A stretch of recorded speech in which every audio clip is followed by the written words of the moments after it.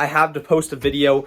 Andrew Tate, Nick Fuentes, Alex Jones, the most legendary Twitter space that you can imagine just went on. So this is the video of it. Please subscribe for more content, more of this kind of thing. I try to get on the space. They wouldn't let me. It is what it is. God bless you guys. Thank you for watching. Like the video, share the video, and I'll see you in the next one.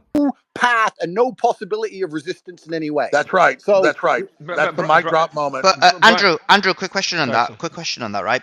Because you're right. The normal methodological process that occurs is you end up getting civil unrest. The issue you have is that right now, and this is the question to you, the society has been conditioned in a way, in such a way, both the right and the left, to say do not speak out against power, even if that is protesting, even if that is having any form of civil unrest. So in the past, there was this psychology that civil unrest was a way of combating totalitarianism, fascism. But now, when you look at the populace, they're no longer thinking that way. So when the people no longer think in that way, they've been conditioned. What are the real chances of there being real civil unrest?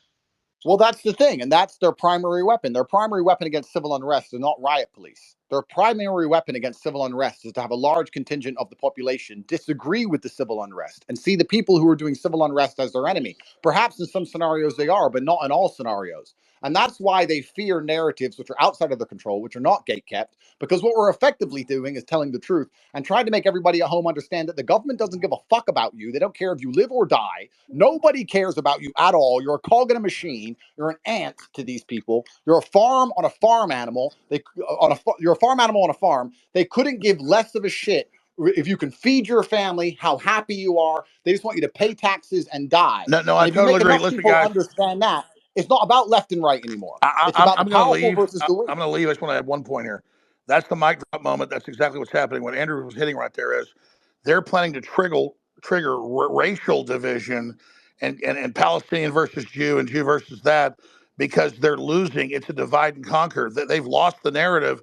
So now they want to divide and conquer to get us all fighting with each other with an angrier world, as Klaus Schwab says, before they roll out all this control. And right now is the window for us to wake up to globalism, dehumanization, depopulation, anti-human systems, and embrace what's pro-humanity, embrace men and women, embrace families, embrace the nuclear family, embrace Western culture, and that will override this system. So absolutely, the power structure is losing. And so now they're not just going to the civil unrest model, they're going to the divide and conquer model. That's why right now in the battle space, we've got to reach out to everybody and explain to them that it's globalist versus human. It's a pro-human future versus an anti-human future. It's the technocracy versus the human system. That's the fight. Brian, your thoughts on that brute force argument? Obviously, you've been censored. Sneeko, Alex, Nick, Andrew, all of you have been censored. Would you agree with Tate's position there, Andrew, Brian? Brute force as in what? Brute force as in that there's government agencies or the media out to get you, or what exactly do you mean by? I'll give you an example. I'll give you an example of brute force. Firstly, we can talk at governmental level, of course. If you're a spy, there's assassinations. That kind of thing happens all the time. If you're a whistleblower for Boeing, you end up dead. We can talk about all that kind of stuff, but we can even move it down another level. Let's imagine a fictional character. He's 6'4". He's extremely handsome. His name's Top G, and he spoke against the governments. He spoke against the governmental systems, and they blocked all of his bank accounts, deleted him from every single app that exists, froze all of his money in every single country they could find it, blocked the bank accounts of all of the mothers of his children, arrested the mothers of his children, dragged them into offices, called 4,000 women he'd ever known in the past and tried to get them to sign pieces of paper saying he's a bad person when he isn't, then tried to raise criminal charges against him for money laundering and garbage and tax not paid and far off trust funds on a Caribbean island, forcing him to spend $10 or $11 million on legal fees just to stay free, then saying he's a human trafficker because some of his friends had TikTok and throwing him in a Romanian dungeon for 92 fucking days, letting him out of there, leaving him on house arrest for 8 months, then leaving him stuck within the jurisdiction of that country where he's basically neutered and censored because if he tells too much truth about what's going on, he gets dragged back to the dungeon he just got out of. If that's not brute fucking force, my friend, you don't understand the world. And if you have if you have any influence over this world and you're telling the truth to a point where you have millions of people waking up to it, they will use brute force to shut you up. And brute force is usually a prison cell or a fucking bullet. If everything you said is a actual truth and not a subjective truth, then yeah, I agree that that's brute force. But I just want to touch on something. And you called Ed here an idiot because he said that the media's main goal is to make Do you know money. what these brothers look like? I would suggest it's their only goal. Comcast, Warner Brothers, Disney, they're publicly Okay, traded. well, You sorry. have If to put a you're face to saying these. it's their No, only goal, Let me finish my point here. if you're saying it's, I don't want to Oh interrupt you, but if you're gosh. saying it's their only goal, I just Well, need to, let me I just need finish to my point clarify. here.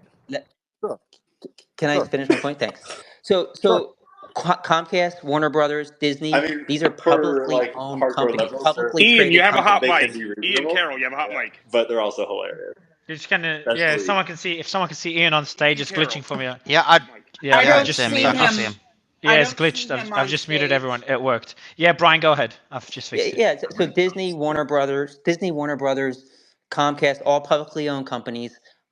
They own a huge percentage of the mainstream media, at least in the United States. I do go on And stage and the then keep goal of going. a publicly traded company is to optimize profits. I mean, you can dive into your matrix conspiracy theory, but those are subjective truths and not actual truths. A publicly owned company, their goal is to optimize profits. Cool. Fantastic point. They're a publicly owned company and their goal is to maximize profits. So they get paid far too much money for basically no reason because the advertising doesn't work by people who have vested interest in purporting false versions of reality to the people at home because it is the matrix. They don't make money from selling anything to the consumers. In fact, the consumers get to consume it all for free, which is what they want so they can lie to you. They make their money by taking money from advertisers, and these huge billionaires get to control all the narratives, which is exactly what we're talking about. I want You're saying that I want to quickly clarify because you you're said sifting it. that I called Ed an idiot. I want to clarify that because you said that their primary goal is to make money and not manipulate the population. Not only Ed is an idiot, you are an idiot. I assume it works. It runs in the family. You're both fucking idiots. You don't have a clue how the world At works. least I'm And if not. you're both dumb, At if least you're I'm both not dumb going and you through a think that criminal the trial, media right, Andrew? exists primarily to make money as opposed to actually convince the population to walk That's how a lockstep into their own corporation works. destruction, you What don't they understand do, how the world whatever works. they have to do to turn a profit, based on the board of directors voting for what they think is the best choice to turn that profit. So you can dive off into these matrix conspiracy theories. You can call us idiots. I mean, we're not the ones who are actually going through a criminal trial here for, what is it again? Human trafficking. There you go. Well, I guess if you think that makes you smart, that you're not going through a criminal trial, that's fine. The point is, you don't understand why the media exists. And that's why you're an idiot, sir. And I'm not saying that to try and ruin the tone of the spaces. I'm not sitting here to try and insult you. If you don't understand why the media exists, you're not It qualified exists to to comment turn a on anything. profit. It's like not A understanding why corporation's gravity or how purpose is gravity to works. turn You a don't have a profit for base shareholders. understanding But of gravity. I think Brian, Brian, the line between profit and other incentives to push a certain narrative is getting blurred as time passes. I think you're both right in some way. Mario, I would argue that certain individuals within the media definitely have a goal to, maybe control other people's thoughts or push a narrative out there. But the corporate structure itself their goal is not, like Brian said, to push a narrative. Their goal is to turn a profit. Does that mean if you push a certain narrative, you're going to generate more profit because you know what your audience is or who your audience is or Would who you your advertisers would are? you Yes, that is possible. What's that? So you just admitted I was No, right. no, If you no. push a certain Their narrative, you make more ultimate money because you goal, do what the billionaires want you to their do. You just ultimate goal admitted. is to turn a profit. They whatever that involves, as long as their shareholders believe that that is ethical and believe that that is in the best interest of the company, that's what they will So do you do. think? But do you think the media putting out a hit piece on Andrew, is a way to make profit, or would they make more money putting out a piece kind of contradicting other media hit pieces? Well, I mean, the hit piece argument is subjective, right? The people who are putting out that article are probably viewing it as Well, the an censorship. article covering the news. What would you say about COVID censorship? Would you say it's because of advertisers? How about the Hunter Biden laptop? Would that be to make money? And we agree on many things, Ed, but this particular point there. Let me ask you a question. Like in terms of Andrew Tate, that's a good example. So when you saw when he got arrested, there was article after article after article, right? Hit piece after hit piece.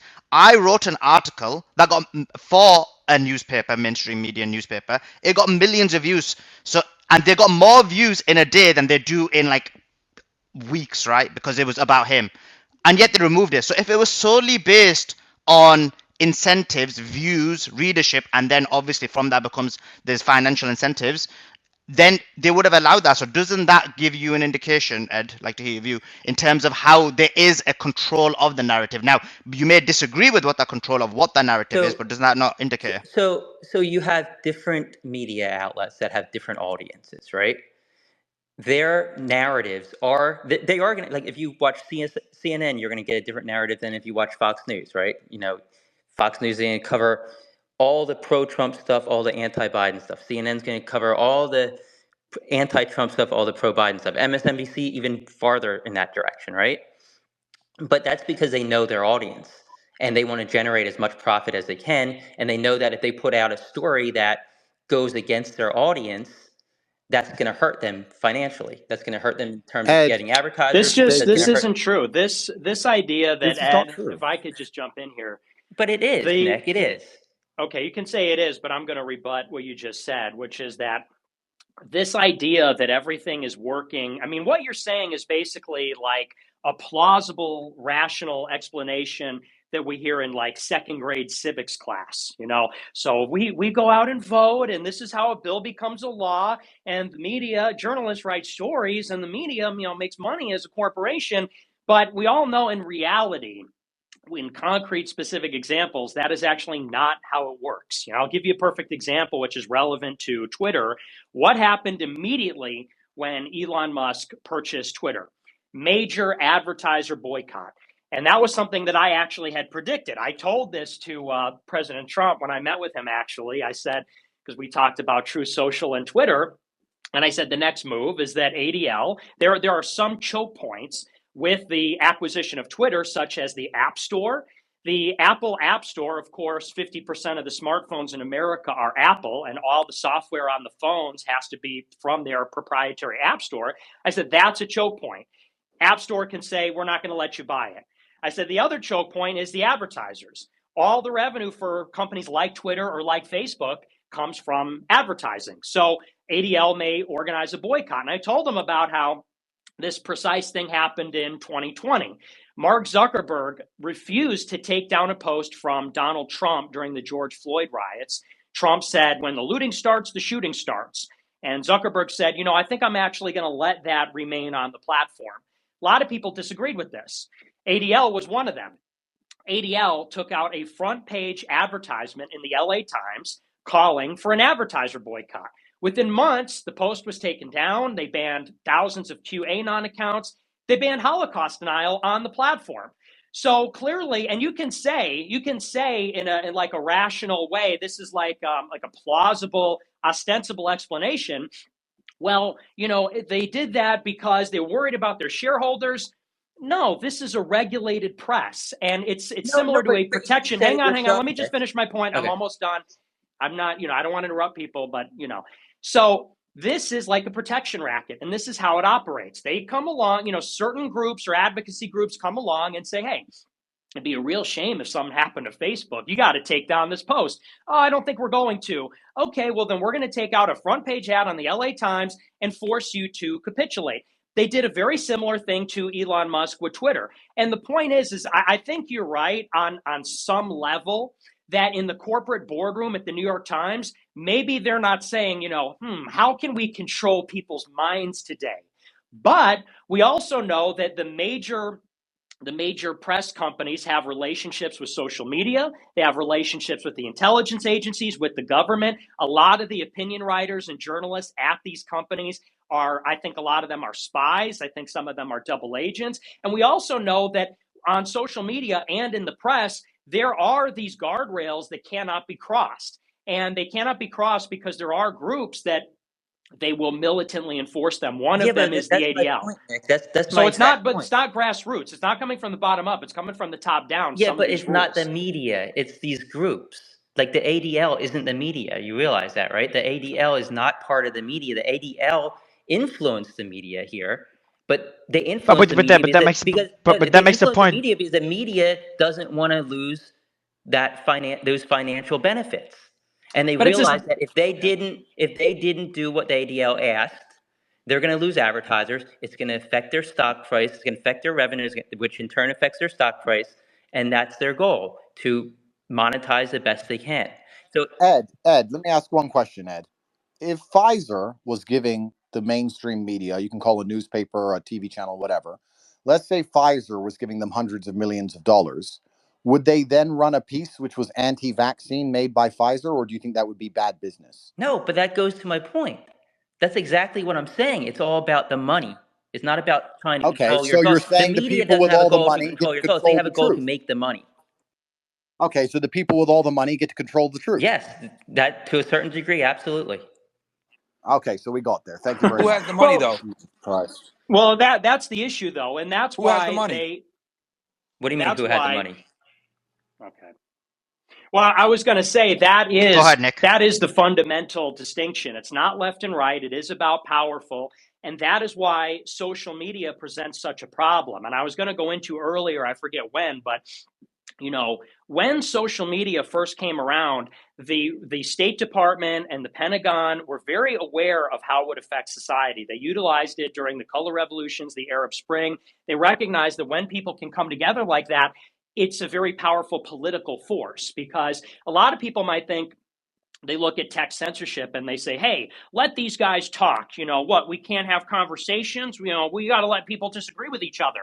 But the U.S. security apparatus recognizes how powerful it is, because it's also a medium where people can come together and organize and demonstrate, and they can share narratives. And as we found out recently, there's these accusations that narratives are coming from foreign powers, or they're coming from.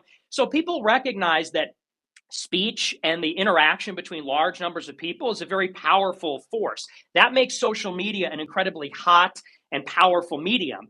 Initially, they thought that social media was going to lead to liberalization, democratization, as it did in the Arab Spring, as it did in the former Soviet states.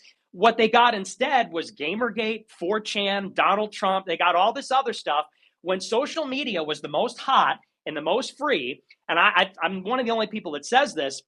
People don't realize that there was a unique singularity in technological development in like 2012. We think in terms of the internet and email and computers, like these things have been around for 30 years. But it wasn't until 2012 to 2015 when everyone had a smartphone and everyone was on social media. So we had internet before, but it was largely the domain of hobbyists, professionals. It didn't have certain other applications. After 2012, every 14-year-old had a smartphone or a laptop. They were on Facebook.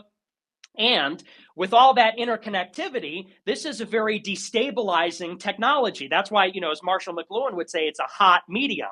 What they got was the Trump election. And there was a very clear turning point.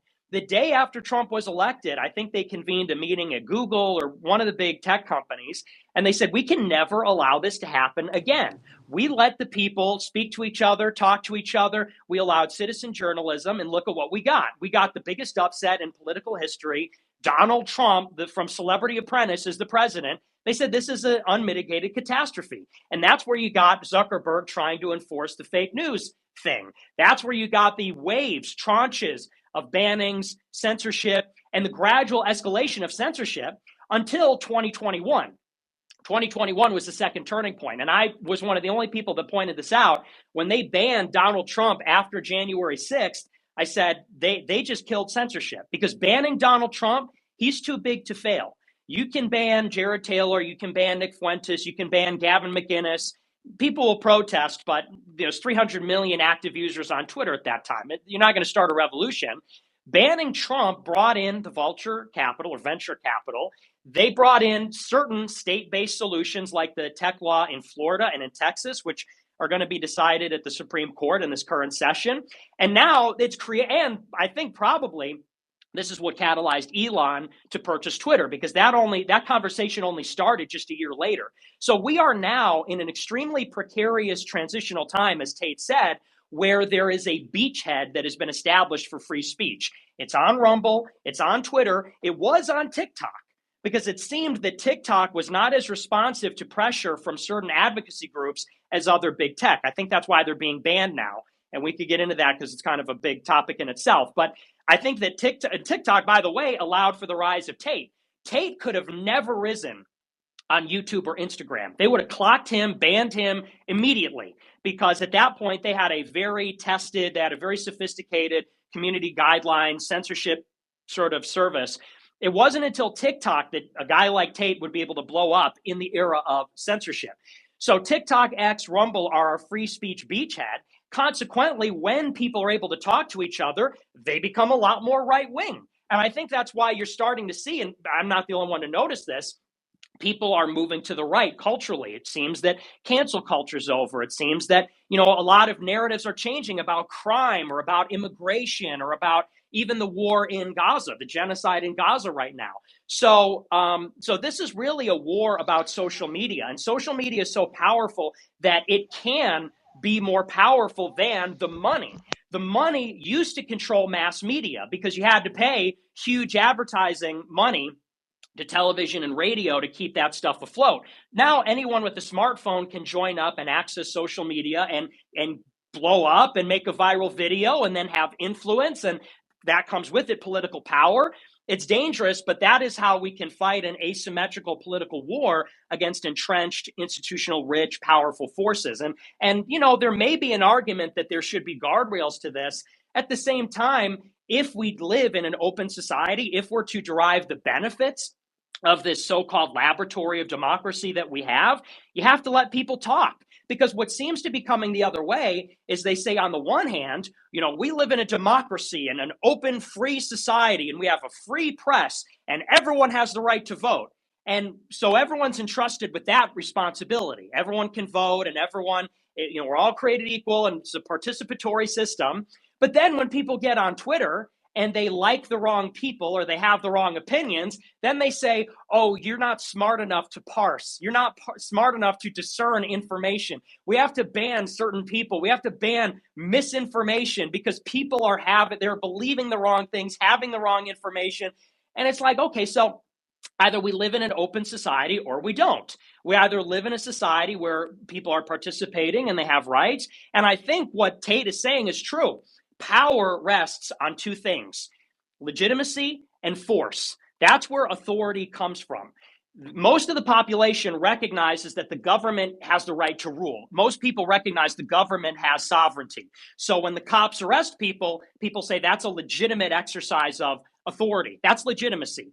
When people don't believe the government has legitimacy, when they don't believe in their legitimate authority, that's when it becomes necessary for government to use force. If people start to say, hey, this election was rigged and Biden's illegitimate and all these institutions are lying and they're in on it, then they start to say, the cops, the military, the government, they don't have legitimate authority. We're going to resist them. That's when they got to send in the military. And so the question is then, when does it become necessary for the people to use force? Well, I think that's a dangerous, I wouldn't say that in a public forum because, if you start to say, hey, we're going to overthrow the government, then they come and kill you or throw you in jail. But, would you in a private here, forum? I just want to finish my point. So to finish my point, the only way for America to correct course right now is for there to be reforms. The people don't like what's going on. For the government to maintain its legitimacy, it cannot clamp down on social media and use brute force and say all of a sudden, oh, well, you've had too much to think. This is actually a technocracy. We're engineering public opinion through algorithms and media. Like that is too much for the population to bear. Either we'll live in tyranny and misery, or there will be a violent confrontation, and that is going to be ruinous for America. So the only good course correction is for the regime to reform itself. The people don't like what's going on. It needs to reform to maintain legitimacy. And the way to do that Nick, is let me ask you a question media. on that. So Nick, no, but just a question on that actually. Can you do it with social media? So, and the question is this, because social media has an impact, it has certain level of engagement, but there's a reason, like you're back on social media. We've got many of the panelists on here who are on social media, but would never be allowed on mainstream media. And the mainstream media at the moment, whatever the medium is, whether it's TV, whether it's newspapers, whatever the medium is, still controls the narrative, right? And so when you look at it, there is still a disproportionate effect.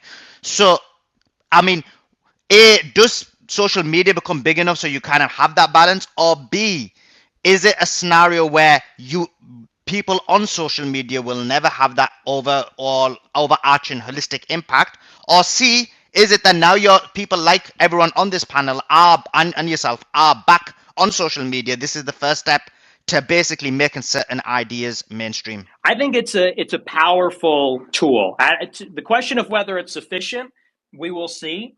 I think a good test right now is this American support for Israel during this conflict, because all of the resistance you're seeing is coming on the more free and more fair social media platforms. I think that's why they're banning TikTok. Every other social platform, the pro-Israel hashtags are far bigger than the pro-Palestine ones, except TikTok. And that's because TikTok, this is the same reason TikTok is beating Instagram. It's because TikTok has the user and the consumer in mind. They say that the videos that are going to go viral are the ones people like. It's the best at giving you what you want. And what people want, therefore, what people agree with is this kind of, it's this content that goes on the other side of America's support for the war over there, the campaign, whatever you want to call it, the campaign genocide over there. And this has led to now major dissatisfaction. Now the majority of Americans in the polling support a ceasefire. There's this massive grassroots protest happening on college campuses. Biden has suspended military aid to Israel. I think that, that's not the only factor, but this has been a big factor in raising awareness of what's going on. It's a big factor in having some restraint from the administration. And this is something that didn't exist at the same level in 2014. In 2014, the IDF and the Hasbara brigades, they were on Twitter arguing that it's the most moral army and all that kind of stuff. And that's why there wasn't as much of a big stink back then as there is now. I think that this free speech beachhead is causing a big sort of problem for them. And this is where it disrupts the national security interests of foreign governments or certain players inside the United States. That's why they want to shut it down. That is how you see the contours of censorship. People have been trying to define what is political correctness. How do we make a sense out of the censorship? The contours of PC and censorship are coming from the national security or financial interests of the people that are influencing American government and American society. So anyway, to answer your question, social media is an extremely powerful tool. I think this is a litmus test. And it is very important that we maintain the beachhead. It's very important that X remains online, that TikTok remains, that Rumble remains, because what we're witnessing is that it requires so much censorship to protect the legitimacy of the regime. If it wasn't for constant escalating AI enhanced censorship, people would have flipped out years ago. That is what was required to keep the lid on COVID, keep the lid on George Floyd, keep the lid on the election being stolen, keep the lid on the Ukraine war. They had to censor everybody. If they weren't, people would have been outraged. There would have been political pressure the other way. It would have been a different story. So I think that, yeah, go ahead. I was going to say, so I agree with you, Nick, that it's idiotic to claim that people are too stupid to basically discern what misinformation is. I think that's a really idiotic way of looking at it. It's telling everybody they're too dumb, right? I think that it's definitely the wrong approach.